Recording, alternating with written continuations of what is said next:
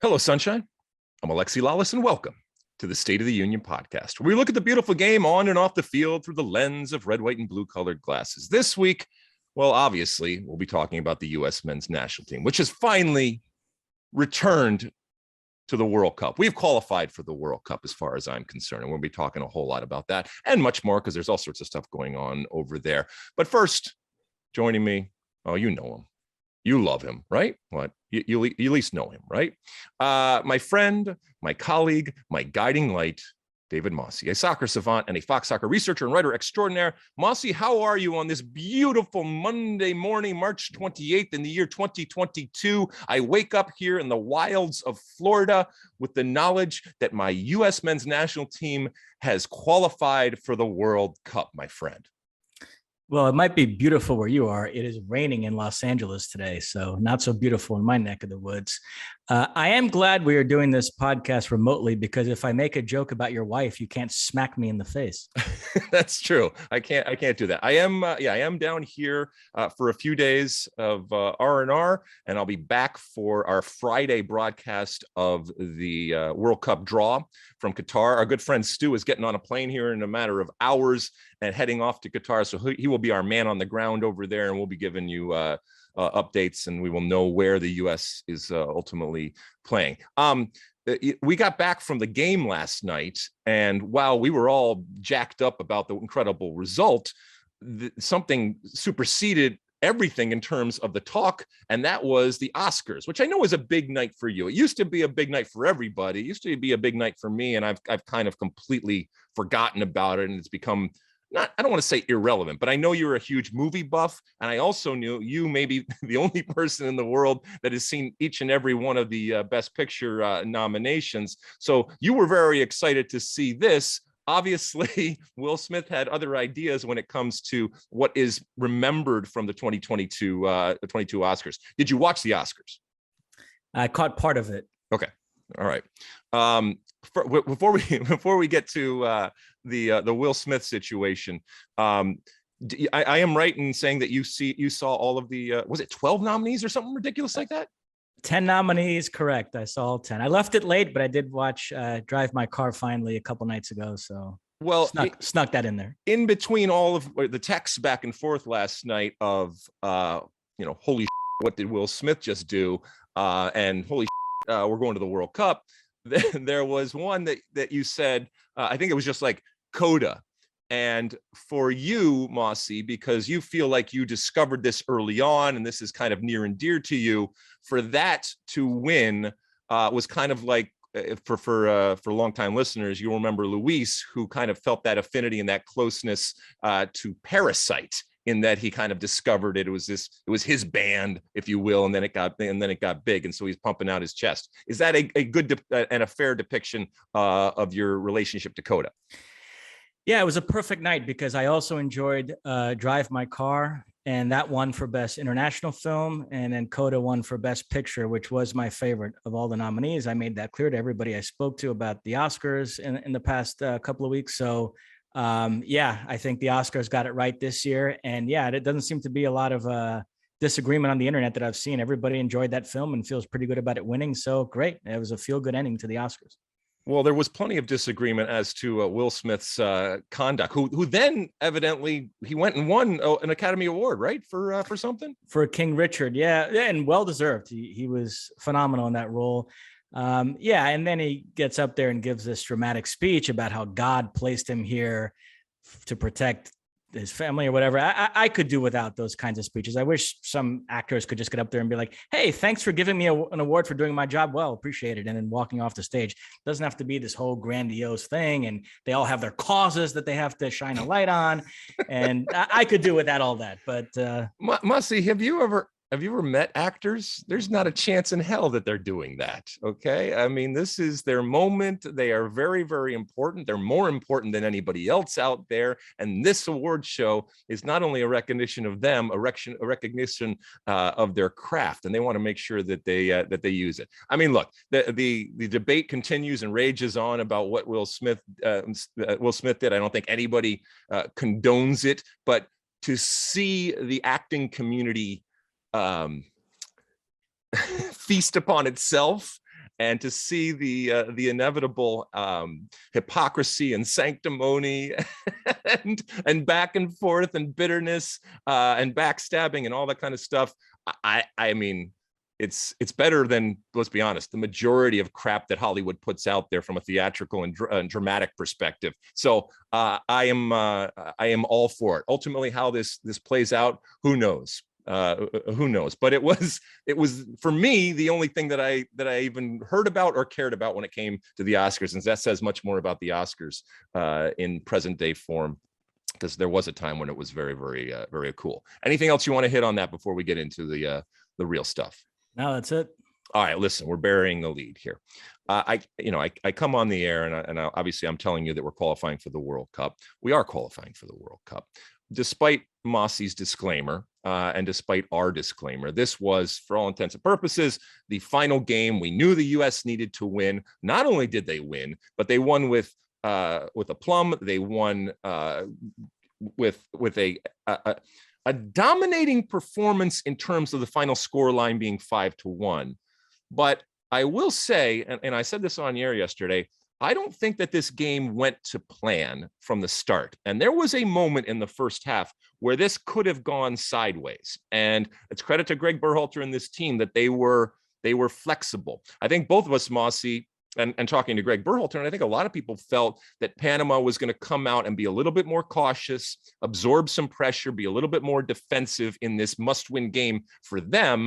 And they took it to the U.S. and they had opportunity. They had possession. They pinned the USA back at times, and the U.S. looked out of sorts for a period of there. And again, I think it says a lot about the preparation and the ability for this team to pivot and to adjust to different types of circumstances. A team, by the way, that's still very young and inexperienced, that they were able to overcome it, find a way, I guess, back into the game, and then kick on from there. That's my general thoughts. I have plenty of other thoughts, but how do you think this one played out for you when you were watching this? Well, first off, the term I kept using on Thursday night was the U.S.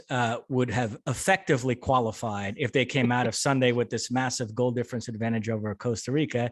And I stand by that. I think that is the best way to describe the situation we're in. It's not official, but they've effectively qualified. I know U.S. fans are paranoid by what happened against Trinidad and Tobago and past visits to Costa Rica. So if it had been 4 goals or less, I could accept some angst right now, but I agree with you. 6 goals is ridiculous. There is zero chance the U.S. is in the World Cup, particularly since it sounds like, and I say it sounds like because FIFA's rules are a bit fuzzy on this, but it sounds like Costa Rica has 9 players who, if they were booked against the U.S., would have to sit out that intercontinental playoff. So they're not even going to risk it by playing those guys. So they view it as mission impossible. So it is over. What could go wrong, Mosse? Right? Famous last words. All right, let's rewind it back though to the first game, the Mexico game. I think in these 2 games, and I'm talking about the U.S.-Mexico game in Azteca. I think Gregg Berhalter comes out smelling even better than he was when he went into it. I was really impressed, and a certain part of me was proud that, he didn't try to get coy. He didn't try to get cute with the Mexico game. He played a very strong team, he even played players like Tyler Adams that were on yellow cards and risked that. And the interesting, and I guess the novel thing that came out of that game was there were a lot of people that were disappointed. And whether it was Gregg Berhalter himself or the players or the fan base out there that were disappointed that we only got a point coming out of Azteca. And keep in mind, from a historic perspective, we would have taken this in previous cycles, absolutely no problem, and put it in the pocket. We'll take this one too. But the way in which, for example, years and years ago, when I was playing on the U.S. team, we got a point in Azteca in qualifying. But we held on for dear life. And we were down a man. We, battened down the hatches, and we just absorbed as much pressure as we possibly could. And we got away with the point there. We were proud of our performance there, but it looked nothing like what we saw in this game in terms of the U.S. having possession, taking it to Mexico, and obviously not just having chances, but clear-cut chances. Pifak misses his sitter. Christian Pulisic misses his sitter. And I think you leave that game going, are we greedy? Are we being greedy now by expecting us to get a 3 points in that type of situation? albeit against a mediocre Mexico team, which I'll talk about later on in the pod. But still, was that your feeling after that game against Mexico? Yeah, first off, Gregg Berhalter got it completely right, and I had it wrong. Stu Holden had it wrong. People on that side of the debate had it wrong. It was the correct move to play his strongest lineup against Mexico. That point at the Azteca looms very large right now, and playing his strongest lineup, which enabled him to get that point, did not prevent them from doing what they had to do against Panama, although I share your thoughts about that Panama game, which I'll get to in a second. But yeah, so that Mexico game, listen, when the U.S. beat Mexico 2-0 in November, I said then that if I was a Mexican watching that game, I would be mortified, because if you go back to the Nations League victory, and especially the Gold Cup victory, in which Mexico did have closer to a full strength team, but those two games still had elements of past U.S.-Mexico matchups in which Mexico played the slicker football. The U.S. had to rely on grit and toughness and set pieces. But that qualifying game in November felt differently. That was the first time I ever watched a U.S.-Mexico game and came away feeling like the U.S. was utterly superior technically. Their players were much more comfortable on the ball, and they played Mexico off the field that day. And this Thursday night was a continuation of that. And so if I was a Mexican, I'd be very worried about where this rivalry is headed, because we're now at a point where the U.S. is so superior talent-wise. We're even missing some of their best players in Weston McKennie, Serginho Dest, Brendan Aronson. They were able to go to the Azteca, take it to Mexico. We're clearly the better team on the front foot, created the best chances, and if not for some horrible finishing, would have come out with 3 points. So yeah, we are reaching an interesting inflection point here as far as this rivalry. So yeah, I mean, apart from any qualifying implications in terms of the points and all that, I thought the U.S. really made a statement that night that they are now far and away a superior team than Mexico. Yeah. And so, I'm going to talk a little bit more about Gregg Berhalter in my one for the road, but to your point, I think he got it right. I think there was also a huge example of, my adage form is fallacy when we look at PFOC. And it wasn't just that he missed a sitter. He just looked completely out of sorts. And he completely lost. Now, that doesn't mean that he can't be a player on this team or contribute going forward. But again, it shows that you really have to guard against somebody having success, or for that matter, failure in a certain circumstance, and extrapolating it out, or just saying that, okay, well, he or she is then going to go into the national team in this case, and we're going to see the exact same type of results. And I know we all kind of do that, especially when it comes to goal scoring, and especially when it's this team that is in dire need of a number 9. I get it, but the search continues for somebody up top. All right, so the team does well down in Mexico. We get that point, and maybe we didn't even realize at that moment how important that point was going to be. I'm pretty sure that Gregg Berhalter did recognize. We get out of there with, yes, some players who did get the yellow cards and therefore missed it, like DeAndre Yedlin and Weah.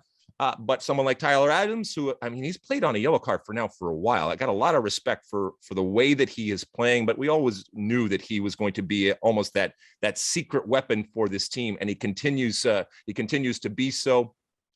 You get out of Mexico City, you take that point, and now you go back to this game, and this game that we always knew was going to be a must-win game for the U.S. All right. Initial thoughts after this Panama game. I agree with everything you said. I thought the U.S. actually came out very flat. Mm-hmm. And that first penalty was a godsend. It was the correct call. Godoy committed 2 penalties on the same play, a foul and a handball. And then even the Arriola goal was somewhat against the run of play. So I thought 2-0 really flattered the U.S. at that point. Then they settled down, played better as the game wore on. But still, it was not a performance commensurate with the scoreline. But they did some good things, and they scored all those goals. And so absolutely you take it. But yeah, I agree with you. It wasn't like the greatest performance I've ever seen in my life, despite what the scoreline ended up being. Okay. And we had Zach Steffen on our set after the game, and he immediately said that they were not happy with their performance and they could certainly do better. And I think, some were incredulous that winning 5-1 in this type of situation, you would say that, but I think it touches upon some of the things that you were talking about, in that while the scoreline was good, the overall performance, especially in those moments, and especially when it comes to Christian Pulisic, who I think the narrative out there is that this was a defining game, that this was when we finally saw the version of Christian Pulisic that we have all been craving. And I want to push back a little bit on that, because if he doesn't get those penalties, and that first penalty, that's when he started to kick on. That's when it started to change. And look, his third goal was wonderful, and he was involved through the night. But as I've been saying before, this is at times a reluctant star, and this is at times a star who we need to kickstart every once in a while. And thankfully, we have either individuals or, by the luck of the soccer gods, moments that kickstart him. I am worried about what happens when that moment or that person isn't there to do that, and he has to do it himself, and it doesn't come. And that burden that he has talked about and supposedly shed, and for a lot of people seem to have shed before our eyes against Panama, what happens when he finds that he hasn't quite shed that and it is still there? Is he able to throw it off going forward? So specifically about Christian Pulisic, my question is to you: do you think that it was as definitive and that he deserves what we are giving and the way that we are coloring this game relative to him? No, it was Pulisic. It was a microcosm of what I just said about the game as a whole, where the numbers afterwards look a bit more impressive than what it actually was. I will say that third goal, though, was magnificent. What a touch. What a touch. I mean, when you think about Gio Reyna's run at the Azteca and then Pulisic's third goal, in a matter of days here, two different U.S. players produced moments that you could plausibly evoke the names Diego Maradona and Dennis Bergkamp in describing those plays. That's pretty good. And that speaks to the talent that the U.S. has right now. And look, this is not me saying that I don't think Christian Pulisic is arguably the biggest talent that we have ever had in history, or that he's not going to be important. I just thought it was, 3 goals is 3 goals, and that's wonderful. And by the way, penalty kicks, somebody has to step up and put them in, and he stepped up and buried both of them. But you and I both, and I know I was sitting next to people where when that VAR sign came back, we said thank you to the soccer gods and the VAR soccer gods, because it was exactly what that team needed. Because to your point, it wasn't going well for the US, and the US had to adjust. And I think they did adjust, and then they found that wonderful 10 minutes where it just came fast and furious, and we were smiled upon, and we did work, and we went back. Somebody turned to me in the middle of the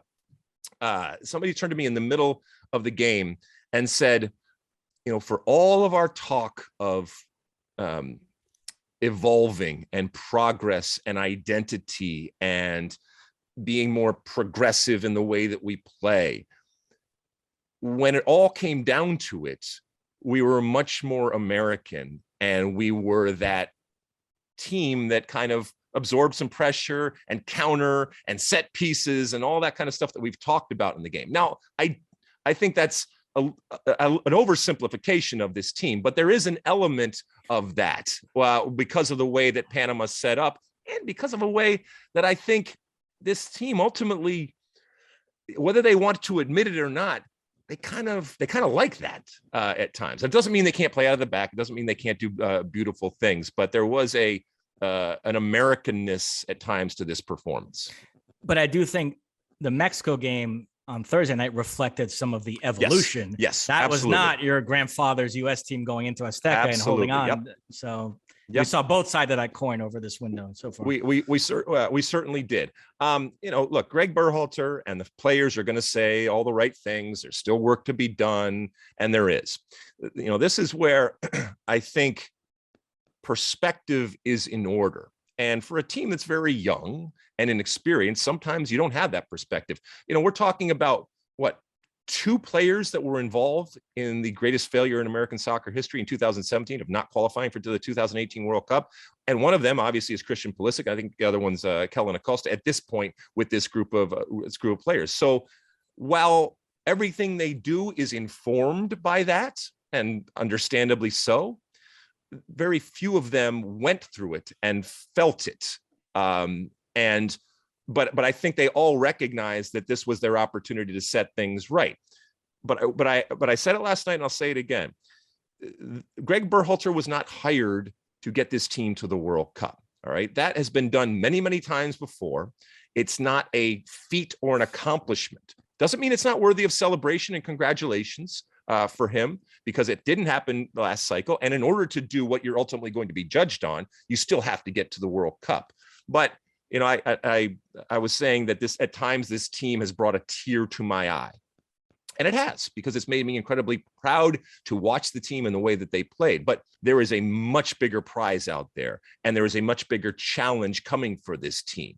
And I'm excited to see them, you know, get back to a World Cup and see what kind of damage they can do. And the judgment and the you know, the level of criticism and critique is going to be relative to the World Cup. And all the players said the right things. They're going to go down to Costa Rica. Whatever's going to happen is going to happen down in Costa Rica. It's going to be good or bad, but it doesn't matter whether it's good or bad. They're still going to qualify. And then Friday, we're going to find out where they are going to go.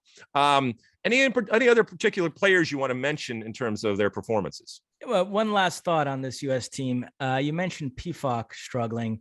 I've been thinking a lot lately, and this is a dilemma that lots of other national teams and club teams are dealing with around the world. If no out-and-out center forward steps up in the next 8 months or so, I've been thinking a lot about playing without a center forward. Now, Jesus Ferreira has seemingly emerged as the go-to false nine option. Mm-hmm. But even when Ferreira is not available, I was talking about this with Stu on Thursday night. Would it then be playing Gio Reyna in kind of a Phil Foden-esque sort of false nine role, or even Timothy Way in that role? What would be the plan there if you're not going to play without an out-and-out center forward or Jesus Ferreira? Is there another guy that you think could sort of adapt to that role? And if it's just about getting all your best attacking players on the field and not forcing an out-of-form center forward into the lineup? Yeah, I mean, this is still the challenge and the struggle for this team. And, you know, Jesus Ferreira, I think, has done well. I'm still not convinced that he is the answer, but what you're talking about may happen. Gio Reyna, I worry about, because I don't think he is as comfortable and, I guess, reliable the way I look at it with his back to goal like that. I want him getting the ball in better positions. And as a false nine, it doesn't mean that he can't come back and do that type of stuff. But, you know, again, this is about being competitive with the elites out there.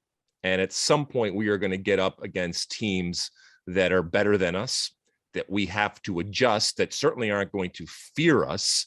They're going to have more possession than us. We're going to have to defend much more, but we're going to have somebody up there that can at least pose problems for the opposition. And that false nine, I think that works well when you know you're going to have possession, and you do have possession on a continual basis. And that's just not always going to be the case, even for this team, as much as they want to do it as we go forward. So, but it's still a dilemma, and it still has not been solved. And I'm not sure in the next 7 months or whatever that's something that's going to that's ultimately going to be solved. Okay, so when all is said and done, you think that Costa Rica, because there's still all sorts of permutations in terms of what could happen with Canada and Mexico and the U.S. and no, not with Canada, with Costa Rica, the U.S. and Mexico even. So when this is all said and done, you think U.S., Mexico, and Canada automatics, and Costa Rica goes and plays New Zealand and Qatar? Or the Solomon Islands. Excuse me. Well, in the second segment, I'll whip through all the other regions. But yes, what you said is exactly what's going to happen. And a couple of CONCACAF thoughts, if I may, and I'll start on Costa Rica. The reason why I was advocating the U.S. resting players against Mexico is, I must confess, I did not think Costa Rica was going to win both these games. Home to Canada and away to El Salvador. I thought they would draw one of them. And so the U.S. would be in a position in which, even if they lost at the Azteca, by merely beating Panama at home, they would clinch a direct World Cup berth. So that was part of my calculation, the way I had sort of mapped things out. But lo and behold, Costa Rica won both games. And I have to say, they deserve a lot of credit here. I know we view things through a U.S. lens. So when we've mentioned Costa Rica in the last 24 hours, it's been in this sort of negative sense of, oh, they have to win by 6 goals. But they really reading the Costa Rica newspapers this morning, there's a celebratory mode because the mere fact that they clinched a top 4 finish with a round to spare is a nice achievement for them. And they'll take their chances against New Zealand or Solomon Islands in that one-off playoff game in June in Qatar. When you think about the fact that this team had 6 points after the first 7 match days and were pretty much left for dead. And now they've ripped off 16 points in the last 6 match days, 5 victories and 1 draw. Panama, meanwhile, had 11 points after 7 match days and have gained only 7 in the last 6 match days. So there was a 9-point swing between those teams. Over the last 6 match days, Costa Rica gained 16, Panama gained 7. So it was impressive the way Costa Rica were able to blow past Panama here and snatch what looks like is going to be that 4th spot and go to that playoff. So yeah, they'll take their chances on Wednesday night against the U.S., but they kind of feel like they're playing with house money already because it's not do or die. They have another chance to qualify for the World Cup by winning that playoff game. So yeah, hats off to Costa Rica. They did. You know, we watched that team at the Gold Cup and we thought they were terrible. They're horrible. This is a team that had gotten old and look, they started the octagonal horrible too. Yeah, and they made a coaching change and they brought in some new players and credit to them for finding. I mean, they're going to go to the World Cup because I think they're going to win that 4th, that playoff against whoever it ends up being. And we're going to have 4 teams from CONCACAF at the World Cup, which is good for CONCACAF. Speaking of teams that are going to the World Cup and are absolutely assured of going to the World Cup, our friends from the Great White North, Canada. Let's finish off the segment here by paying homage and really giving them their due because they came into this octagonal and they owned it. They owned it from start to finish in the way that they played, in the points that they got. And I think most importantly, in the respect and the acknowledgement of how good this team is. Now, it doesn't mean that they can't go to the World Cup and lose every single group game and bomb out. But this is a fun Canada team. It's been 36 years. Is that right? Yeah, 36 years since Canada went to a World Cup. I remember it back in 1986. I've told you the story before. I was a 16-year-old and I was sitting in the Holiday Inn lobby watching the 1986 World Cup from Mexico, watching Canada because we didn't have a U.S. team. And growing up in Michigan, Canada was my team in that World Cup. I was there playing in a youth tournament, the Pikes Peak Invitational in Colorado Springs. And we would set that TV up in the lobby, and I watched Diego Maradona and I watched my Canada team. And I can't believe it's taken this long for them to get back, but they did it in style. And so congratulations to them going back. Anything you want to say about them, my friend? It's worth noting in the original format that CONCACAF had devised and that was approved by FIFA for World Cup qualifying in this cycle, Canada would not have been able to have clinched a direct berth. The way they were going to do it is they were going to take the 6 highest ranked CONCACAF teams according to the June 2020 rankings. And Canada was not in the top 6 at that point. They were going to go play hexagonal. And then teams 7 through 35 were going to play in a separate qualifying campaign, which was going to spit out 1 team. And then the top 3 in the hexagonal were going to qualify directly. The 4th place team in the hexagonal would then face that 1 team from the other qualifying path in a playoff. And the winner of that playoff would be the CONCACAF representative in the intercontinental playoffs. And once they announced that, there was all this criticism that it was exclusionary. And people brought up a team like Canada not having a path to a direct berth is unfair. Then COVID happens and they announced, hey, we're going to have to come up with a new format under the guise of we have to make it simpler and more streamlined because we lost some dates and we might lose other dates. And then they came up with this new format that I still maintain is not any simpler than the one they had originally in terms of the number of matches and the travel, but they used that as an excuse to address the other issue and came up with a format where now every team had a path to a direct berth. So they took the top 5 teams, they qualified directly for the octagonal, and then teams 6 through 35 engaged in a different qualifying phase that would then spit out 3 teams that would join the other 5 in the octagonal. And Canada went down that path. They navigated multiple rounds of qualifying just to get into the octagonal. And once they did, they've done what they've done. And here we are. So it's kind of interesting the way everything turned out. It is. We live in interesting times, my friend, and they produce interesting scenarios on and off the soccer field. Okay, let's take a quick break. And when we come back, there's all sorts of other qualifying that's going on as the the musical chairs, that music starts to stop and those chairs get filled up for the World Cup in Qatar. Don't go anywhere. All right, we're back. Mosse, let's take a trip around UEFA qualifying. Shall we do that? Yes, and we should start with the pour one out, buddy. Pour one out. The disastro, that took place with Italy. So they are out of the World Cup. Second straight World Cup they were miss out on. They don't even get to that final against Portugal that we were all projecting. They lose at home in the semifinals of their bracket to North Macedonia, a goal in stoppage time. 1-0, North Macedonia advances. Unbelievable. I have lots of thoughts on this, but I'll let you go first.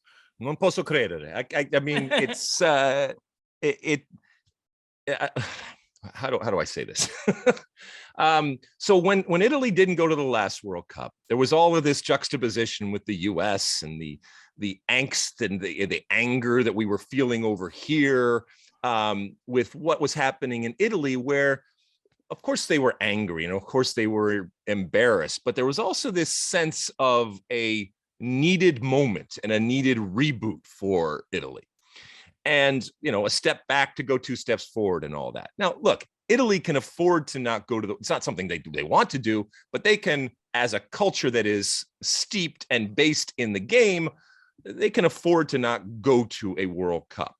And they use the time to regroup, so much so that a few years later, albeit in an age of COVID and things were changing around, they become the European champions. And you think, okay, well, this is a time when now they kick on from there, and then we're really going to see ultimately this, what was the German, Das Reboot or whatever. We're going to see, whatever the Italian version of that is. And now they come back bigger and stronger.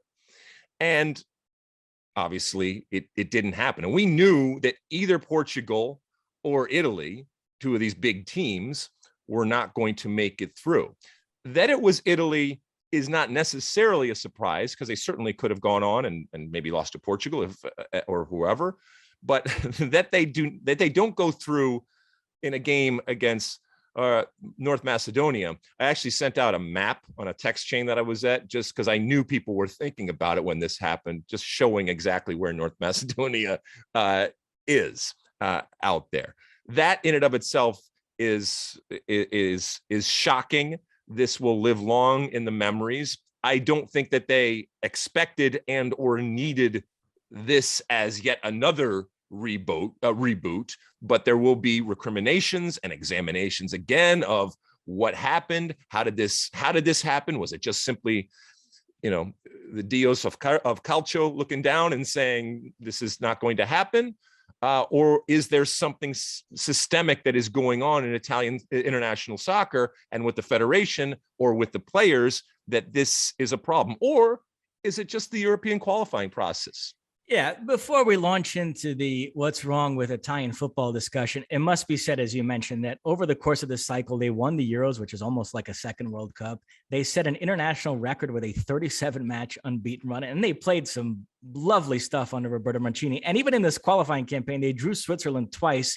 Jorginho missed penalties in each of those games. Had he made one of those, Italy would have qualified directly, and we'd probably be touting them today as one of the 5 or 6 favorites to win the World Cup. But as Derek Ray, I think, has correctly mentioned on Twitter the last few days, the margin in Europe is very small. Yes, it's European qualifying is more conducive to these sparkling campaigns because you play so many minnows. But at the same time, it also means that one loss can doom you, while other regions, it's more of a slog, but you can lose a few games and still qualify. So that's true. They got bitten by that. They lost 1 game out of 9 they played in qualifying, and lo and behold, they're out of the World Cup. But I will say, to the extent that there is something wrong with Italian football that merits some examination, for all the talk over the years about Italy being ultra defensive and catenaccio and all that, some of the most brilliant attacking players I've ever seen in my life are Italian, from Roberto Baggio to Alessandro Del Piero to Francesco Totti to Gianfranco Zola. And that type of player is missing from Italian football right now. I'm sorry, but every time Italy has gone into a big match the last few years, I look at the lineup. Defenders look good. Midfielders, okay, maybe there's not an Andrea Pirlo pulling the strings, but still Marco Verratti, Nico Barella, Jorginho, excellent players. And then you get to those attacking positions and you say, good players, but nobody that's going to keep defenders awake at night, waking up in cold sweats thinking about having to go up against. For some reason, they've lost this ability to produce like these great attacking players, and I think that's been their undoing the last couple of cycles. So Portugal, wasn't easy for them either. They get past Turkey, but that game was 2-1, 80-something minute, and Turkey missed a penalty to make it 2-2, which would have taken it to extra time, and then Portugal tack on the clincher in stoppage time. Incidentally, 2 of their 3 goals in that game were scored by Brazilian-born players, Otávio and Matheus Nunes. Italy also had several Brazilian-born players in their squad, which I always derive some satisfaction from, the fact that these other countries have to steal Brazilian players to fill out their squads. But nevertheless, Portugal move on, and they will now host North Macedonia. We're taping this on a Monday. That game is Tuesday, so the day this podcast drops. And yeah, I fully expect Portugal to win. I don't think lightning will strike twice for North Macedonia, but you never know. I mean, you agree, Ronaldo and company will be off to the Ronaldo and company are going to go. I mean, although I just finished watching that documentary King Otto, so things can happen when it comes to Portugal playing against minnows, if you will. It's about the Otto Rehagel, the Greek coach.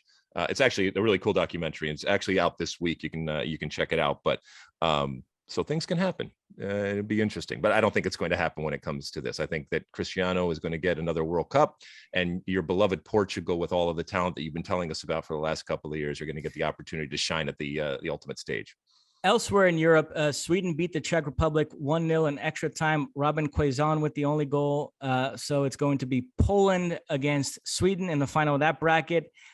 In Poland, which I have an issue with, the draw determined that the Poland-Russia winner would host the final in that bracket. But once Russia got expelled from the World Cup and Poland got a bye into the final, they should have switched that to even it out a little bit. So now Poland only has to win 1 home game to get to the World Cup. They should have at least made it where the Sweden-Czech Republic winner would host the final in that bracket. But nevertheless, it's going to be Poland. So we'll see Poland, Sweden battling for a World Cup berth.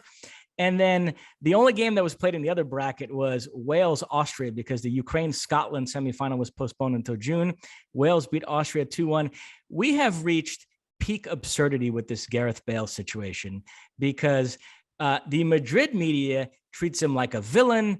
To hear them tell it, he was supposed to start that Clásico against Barcelona and claimed to be injured when he wasn't, just because he didn't want to risk actually getting injured and missing the Wales game.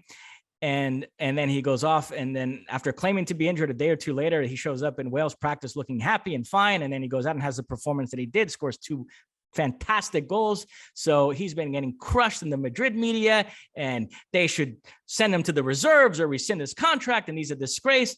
Meanwhile, the rest of the world, particularly the British media, looks at it completely differently. They think Bale is the victim here, and it's a disgrace the way Real Madrid has treated him. And they look at this performance as evidence that Real Madrid are getting this all wrong, and that Ancelotti should be playing him more. And it just seems like 2 sets of people who view a situation completely differently and are just kind of talking around each other, and nobody makes any effort to understand the other one's point of view.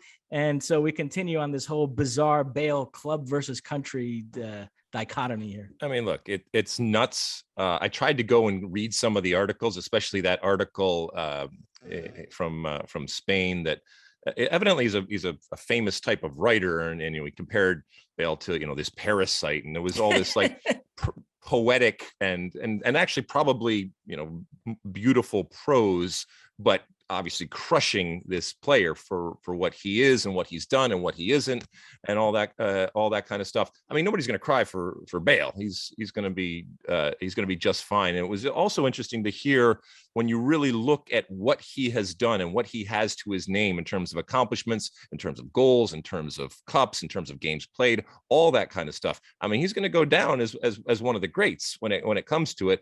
I know there, history will be written or rewritten relative to him. All of that is not to say that what is happening is necessarily unfair, but he's still a good player, and he's still providing us moments of magic. To your point, the goal he scored, the free kick. I mean, it was just it was wonderful to see. Anything else Europe wise? I know there's a feel good story there with Christian Eriksen too. Yeah, he scored for Denmark in a friendly against the Netherlands, so that's great news. I will say though, some of these friendlies that were played in Europe over the last few days did have FIFA rankings and thus seeding pots implications. And Denmark ended up losing that game, which was a damaging result for them. From what I read, it ended any chance of them ending up in pot 1. So yes, great news for Christian Eriksen, but not great news for Denmark overall. But still, as you mentioned, very nice to see him scoring. Obviously, he's been playing well for Brentford. So far, so good with him and his comeback from that terrible episode. All right, should we take it over to South America and CONMEBOL? Yes. So the big development there is the 4 direct berths have been claimed. Brazil and Argentina had qualified long ago, and Ecuador and Uruguay joined them on the last match day. The Uruguay game was quite controversial. They beat Peru 1-0 at home to cross the finish line. In stoppage time of that game, former Flamengo left back Miguel Trauco crossed a ball into the Uruguay box. The Uruguay goalkeeper Sergio Rocher grabbed it, but the momentum carried him into his own goal. He stuck the ball out to try to keep it from crossing the line. Peru felt like it did cross the line. VAR reviewed it and determined that it didn't. Based on the angles I've seen, I don't think it crossed the line completely. So I think ultimately the referee got that right, but it was quite the moment. Peru are still furious about it. They've launched a complaint to FIFA. Their people are looking at different angles and trying to determine who's right, who's wrong. They've complained about the referee, who's this Brazilian Daronco, but you'll notice nobody got in his face too much when that moment happened, because he's this like professional bodybuilder who looks like the Incredible Hulk. So it's very easy to launch a complaint, from miles away. But in the moment, there wasn't too much of anybody getting in his face, because he's an intimidating character. But nevertheless, that result, coupled with Chile's 4-0 defeat to Brazil at the Maracanã, meant that Uruguay qualified and Ecuador did as well, despite losing 3-1 to Paraguay. So those two are off to the World Cup. So all that's left to decide in CONMEBOL is that intercontinental playoff spot. 3 teams still alive for it. Peru's on 21 points, Colombia 20, Chile 19. Peru in the driver's seat. They host Paraguay in this last match day. If they win, they get it. If they don't win, it opens the door for most likely Colombia, who are away to Venezuela. I expect them to win that game. But in the event Peru and Colombia both don't win, that would open the door for Chile, who hosts Uruguay. If they were to win, then they would get it. So 3 teams battling for that one playoff spot. Is that intercontinental playoff spot also played in Qatar? Correct. Game? Okay. Correct. Okay. All right. So that takes us to Asia. Where we also know the 4 direct qualifiers there. It's Iran, South Korea, Japan, and Saudi Arabia. And then in Asia, there's going to be a playoff, and the winner of that playoff will then represent Asia in the intercontinental playoff against the 5th place finisher in South America. And we already know Australia will be in that Asian playoff. We still don't know who the other team will be. So that's really all that's left to settle here in these Tuesday games. Who will face Australia in that Asian playoff to then determine who goes to the intercontinental playoff to play a South American team. And then in Oceania, which impacts CONCACAF, as we talked about in the opening segment, we've reached the final of their qualifying tournament. It's New Zealand against Solomon Islands on Wednesday. The winner goes to the intercontinental playoff to face the 4th place finisher in CONCACAF, which will most likely be Costa Rica. So, and New Zealand, overwhelming favorite. So most likely we're looking at a New Zealand Costa Rica playoff in Qatar. And finally, Africa, we've had the first legs of those 5 two-legged ties. Just rolling through the scores here. DR Congo, Morocco was 1-1 in Kinshasa. Now leg 2 is in Casablanca. Ghana, Nigeria was 0-0. Tunisia in great shape. They won 1-0 away to Mali. Same true for Algeria. They won 1-0 away to Cameroon. And then Egypt beat Senegal 1-0 at home. So these second legs are all on Tuesday, and the away goals rule is in effect. So we'll know on Tuesday which 5 teams will represent Africa at the World Cup. Yeah, that's a simple one. There's 5 games, and when all is said and done, the 5 teams go through. You mentioned these playoff types of spots, and I think I had mentioned a previous pod that I had talked to Victor Montagliani, and he felt that going forward, obviously with the expanded World Cups, when it comes to something like CONCACAF, that not only are they going to get the possible 3, possible 6 teams in, but there's also going to be a couple of playoff spots going on. So these playoff spots or play-in games, whatever you want to call them, aren't going away. And talk about drama in terms of one game. So there's a lot of stuff to be watching this week as these spots get filled up for that FIFA draw, which happens again on Friday, and you can check it out on FS1. What time is that draw, Mosse? Oh, you caught me. Oh, okay. Well, I know it's in the morning. It's in the morning in Los Angeles where we are, not in the morning where Stu is over there in Qatar. But you can find it. You'll figure it out. And we'll have coverage of the actual event, analysis beforehand, and obviously analysis after when all of those balls come out of the bowls and we find out what's going on. Anything more in terms of World Cup qualifying? That's it. All right. Again, that draw is Friday, April 1st on FS1. It's in the morning out there on the West Coast, and you should check it out because it's going to be fun. And that's when that's when it really gets real, if you will. All right, we'll take another quick break. When we come back, it's time for Ask Alexi. Don't go anywhere. All right, we're back, and it's time for Ask Alexi. You know, you send us in those questions either on the social media platforms out there and use that hashtag Ask Alexi, or you send us in a question on our hotline, which is 657-549-2297. I think we got a bunch of Twitter questions this week, Mosse, right? Well, you in last week's pod said, I don't think there's been a weaker Mexico team in the time I've been following U.S. soccer. So at our Greenha replied with this question: would that be the case if Chicharito and Vela were playing? Crazy to me that they aren't called in.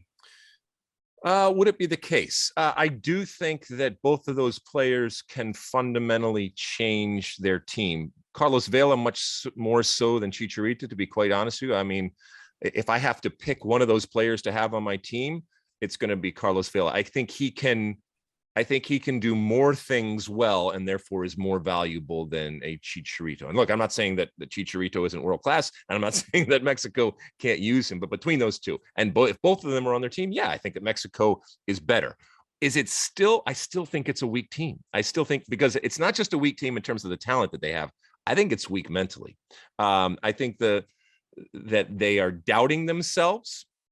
I think it's long in the tooth, and I'm really interested to see if and when Tata Martino qualifies this team, if he does what Bruce Arena alleged he was going to do had they qualified back in 2017 for 18, which was bring in a whole bunch of new players.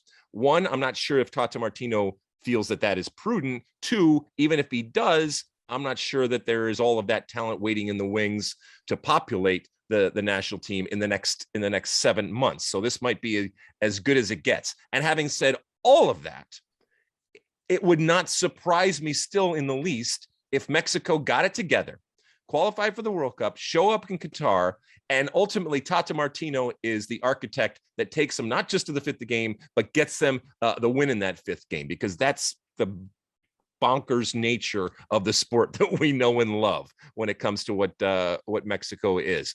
I think this is, to reiterate, the weakest Mexico team that I have seen in my lifetime. There's probably somebody else out there going to say, yeah, but what about during this month of insert your year there? Okay, I'm just saying, and that's not to take away the point that the U.S. has gotten or the results that they have gotten now, but this is a weak team. This is also a team that is playing in a weakened environment that is or was Azteca.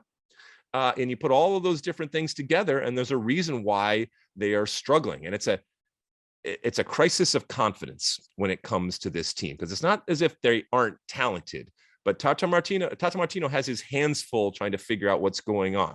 Assessment of Mexico from your perspective, Mosse?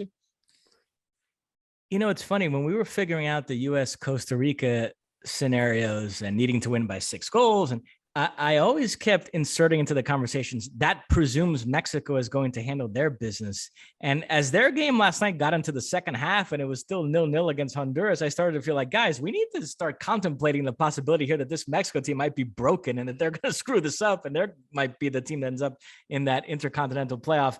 Now, as it turns out, they got a goal from Edson Alvarez. They beat Honduras 1-0, but still, that is cutting it really close against an awful Honduras team that has nothing to play for.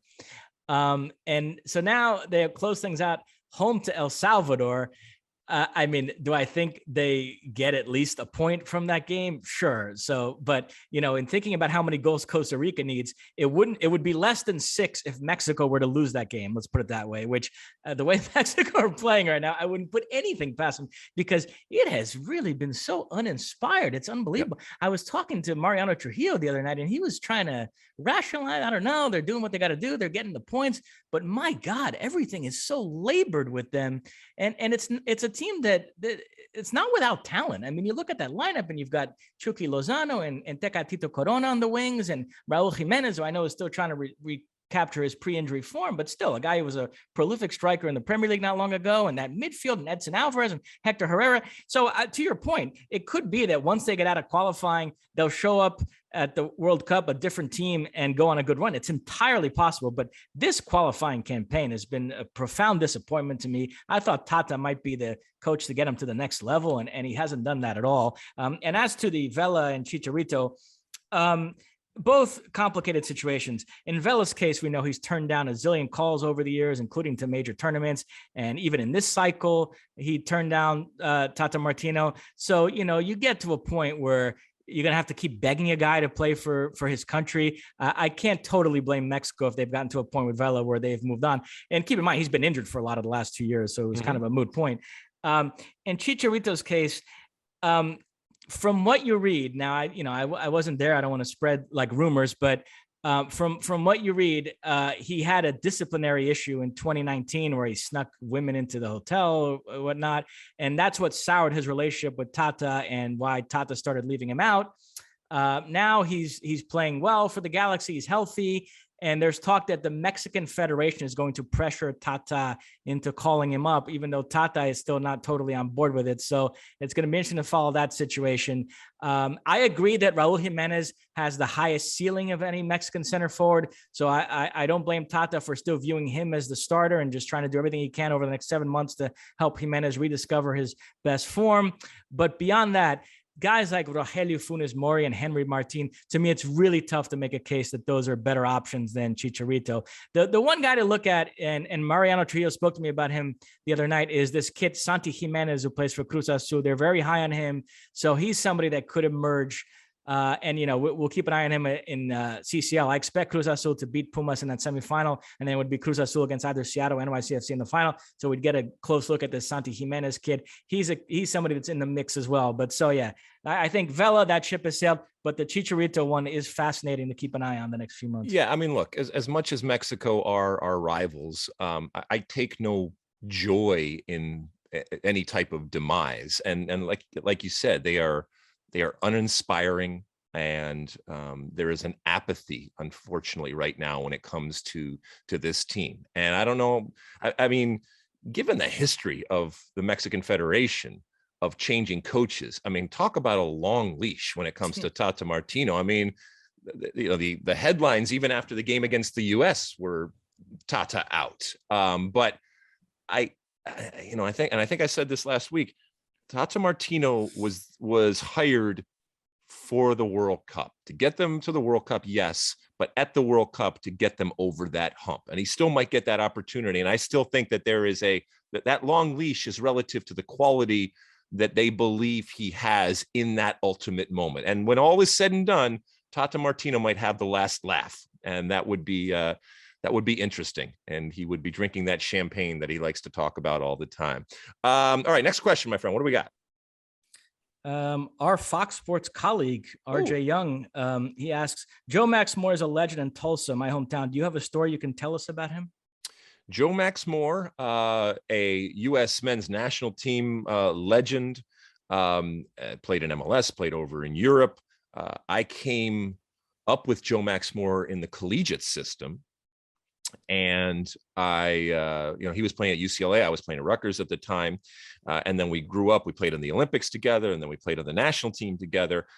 I have never met a more competitive human being than Joe Max Moore. He was, and I think everybody out there probably knows someone like this. He is and was throughout his career wired differently, in that it wasn't just about being competitive and wanting to win. It's that he couldn't fathom losing in anything. And it didn't matter whether it was cards or playing in a World Cup game or playing 5v2 or playing soccer tennis or a sprint to the corner or, in your car. It didn't matter. He always wanted to win. And that's actually that's a good quality if you can harness it correctly. At times it can be problematic, but ultimately I wanted him on my team because not only did he want to win, but more often than not, because of that streak in him, he won. I'll tell you the story, and I may have told it over the years here, but it's worth repeating when it comes to Joe Max Moore. Bora Milutinovic, our coach of the 1994 World Cup team, had to make final cuts and cut it down to, at that point, it's now 23 players on a team, but at that point it was 22 players on the team.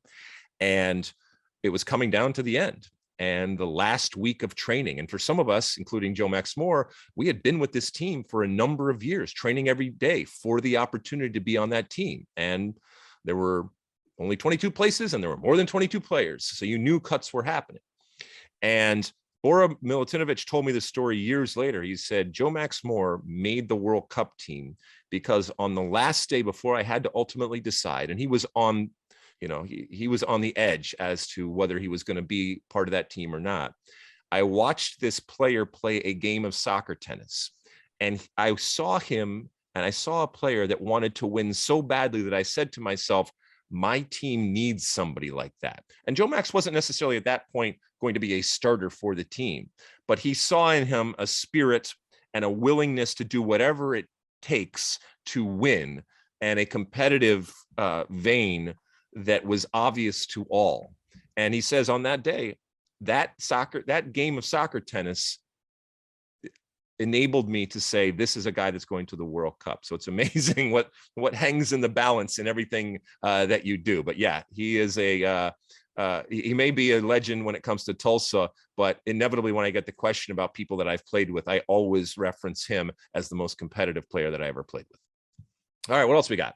And then we'll end on a fun one. Okay. At Fen214, you've made your thoughts on wings clear on this podcast, and then you reiterated it the other night during our watch party for the US-Mexico game. So at Fen214 reacted to that by saying, Alexi is going to be on Hot Ones when the World Cup approaches, isn't he? Hot Ones is apparently a TV show. Luis sent us a link where two guys sit around a table eating spicy wings. So this person thinks you're going to end up on that show. So the whole wings take is now taken on a whole life of its own, in that, I'm getting heckled now when I'm out in public.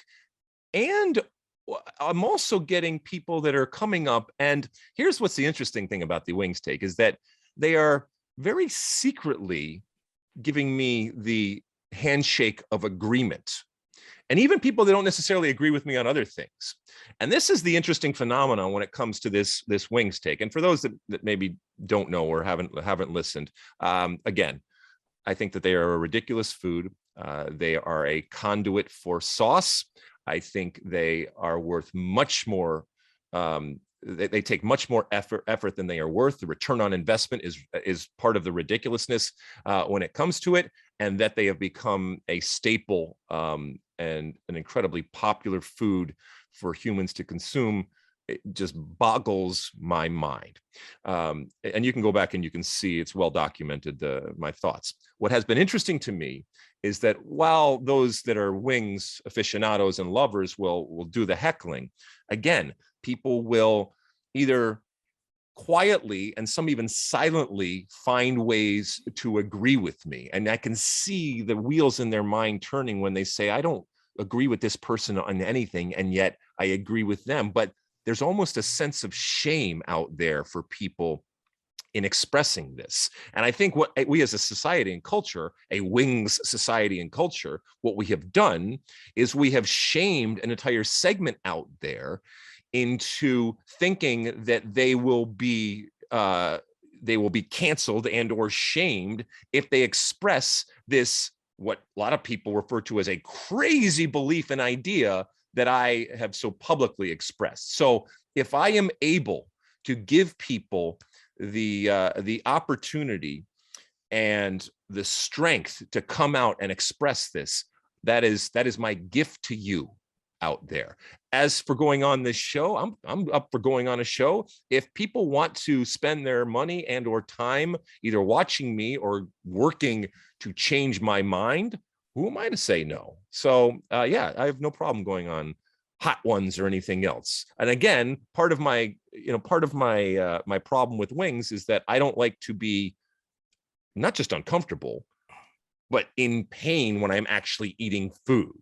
while it might be incredibly hilarious to people watching it, and if you haven't ever watched Rob Stone out there eating hot peppers, yes, I guess it is fun watching people eat really, really hot food, especially those that aren't used to it like myself. So who knows? I'm open for anything, including hot ones. What else we got, Mosse? That is it. That is it. Thank you for sending in your questions this week, whether it has to do with soccer or wings. Keep them coming. Keep them coming out there. And like I said, whether it's with the Twitter hashtag Ask Alexi or any of the social media platforms out there, or of course our State of the Union podcast hotline, which again is 657-549-2297. That's 657-549-2297. All right, we're coming to the end of the show. When we come back, I will give you my one for the road. Don't go anywhere. All right, we are back. Before I get into my one for the road, Mosse, I want to thank you for our live show, our live digital show that we did last week, for all the help that you gave us and participating. And once again, I hope you are sensing and feeling the love that the public has for you out there. When I've told you before, I'll go on the road, including in Orlando, where I was last night. People coming up to me, asking me, where's Mosse? Or say hello to Mosse, or we love Mosse. It's all about Mosse when I'm out there. And we were in O'Brien's over there in Santa Monica for the US-Mexico game for our live digital show. And thank you to everybody that came out. Apologies too to some folks out there, because we didn't realize that people were going to come out. If we were to do it over again, and we are going to do it again at some point, we're going to make it much more interactive and much more of a show than it was. But the way it was set up, it was the first time we were doing it. And so, like I said, apologies, we're learning. But Mosse was great. Mosse was great in terms of the information he provided and the entertainment that he provided, if anybody did watch that. So thank you, Mosse, for doing that. Did you have a good time? I did, yeah. It's a good place. Very tasty food at O'Brien's. I'm not gonna lie, I was staring at that plate of wings in front of you all night, and the fact that you weren't even touching it was driving me crazy. It was awesome. All right, listen, I'm going to end it up here with my my one for the road, and it has to do with Gregg Berhalter. And I've talked about Gregg Berhalter over the last couple of years, and he is the head coach of the U.S. men's national team. There is this notion and this sentiment out there that somehow the American soccer community, whatever that is, and whatever your definition is, has become toxic, or there's a toxicity. And that for a lot of people is new in terms of the experience of what American soccer is. And it can apply to coaches, including Gregg Berhalter. It can apply to the full national team, or an individual team, or actually individual players. When it comes to, first off, I would push back on that notion. I think there's just a lot more people now that are interested in the game, a lot more people that have come into the soccer tent, the American soccer tent, and the more, the merrier. And the more voices you get, I think the better for the sport. But the more voices that you get, the more diversity of thought and the diverse voices in terms of what people are saying, positive and negative. And that's not a bad thing. I will fight for your right and for the freedom, and I will encourage people to have that voice, whether I agree with it or not. And I don't feel that is toxic. And I'm not saying that people aren't saying mean things. I'm not saying that people aren't saying things that I vehemently disagree with, or nor that you should go about saying something that's on purpose mean. But mean things are said, and mean things are said at times in soccer. And you may or may not disagree with it, but ultimately I think that that's good for the sport. As it relates to Gregg Berhalter, over the years, like any national team coach, or any coach for that matter in sports, has taken plenty of crap. Some of it I think has been fair. Some of it probably hasn't been fair, but I'm not ready to call it toxic when it comes to the things that have been said. However, when it comes to what Gregg Berhalter has done, and he's qualified for this team for the World Cup, if you look at his body of work, and we talked a little bit earlier on this show, Mosse, about how this team now plays. Even his most staunch critic out there, I think at the very least has to give him credit for cultivating this group, this incredible group of talent, which, yes, is a Tata Martino champagne problem, but you still have to be able to get them to perform and to decide ultimately who you're calling in and then decide what that 11 is. If you look at his winning percentage, if you look at the titles that he has won, if you look at who he has beaten, and if you look at where he is right now relative to qualifying, I think you'd be hard pressed to find anybody that wouldn't call it a success. There are those that continue, as I said, to look at Gregg Berhalter and say that somebody else out there would do better with what he has. Fair enough. I think that at times is a fair criticism. But if you are going to say that Gregg Berhalter should not be the U.S. men's national team coach because he's not good enough for the players that we have, and somebody else in that position would do better with this group, fine, that is your argument. But in order for that to happen, there needs to be a change. And in order for a change to happen, you have to want him to fail. And as soon as you say that, everybody says, oh, no, I don't want him to fail. Well, you actually do. If you truly believe that this team is better off with somebody else, then obviously you would want that change to happen. And for that change to happen, he has to fail. And what I want people to do is to be honest about that.